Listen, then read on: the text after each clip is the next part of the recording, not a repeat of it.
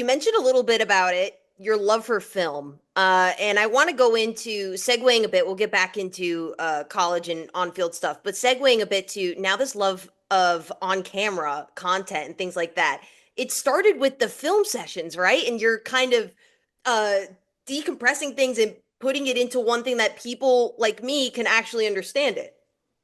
I respect the research you've done because you're spot on, and people oftentimes kind of forget about that chapter. It's, nowadays it's like, oh, you play quarterback at USC, like for sure you're a broadcaster. Like, of course you are.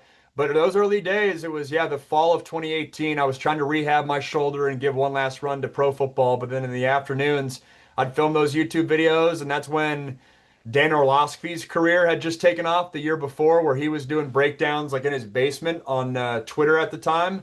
And I saw that and I was like, I can do that. And what happens if I overlay a notch more production value to help the viewer? And it didn't take off like Dan's, I'll be honest with you, but it did take off enough to get a little bit of a niche following.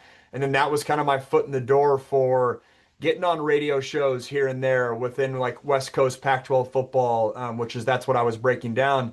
And then most importantly, and Gabby, you'll appreciate this, is those YouTube videos allowed me to package together a broadcasting reel, which I didn't have having played football. I didn't go to like journalism school or any of that. But then that broadcasting reel allowed me to take this a step further. I played a 6 a.m. pickup basketball game at the YMCA in New York City when I was living there the year after, and was playing with my now agent. So I met him there and was able to kind of show him, hey, here's my broadcasting reel. And then I got my foot in the door with SiriusXM and a network called Stadium on that broadcasting reel, which, hey, it was kind of janky. I had corded headphones. I'm in my kitchen breaking down X's and O's film. But I think there's a certain grit that shows through that, or a certain work ethic, or a certain love for the game that I think decision makers appreciated at the time, especially when X's and O's content was a little bit more. Um, it wasn't as mainstream as it is now, and so yeah, that's kind of my backstory. The YouTube videos got my foot in the door with all this broadcasting stuff.